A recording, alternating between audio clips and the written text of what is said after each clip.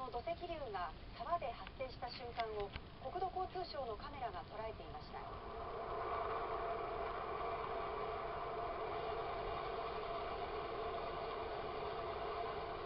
昨日午後5時40分ごろ、長野県南木曽町読み柿の梨沢で土石流が発生しました。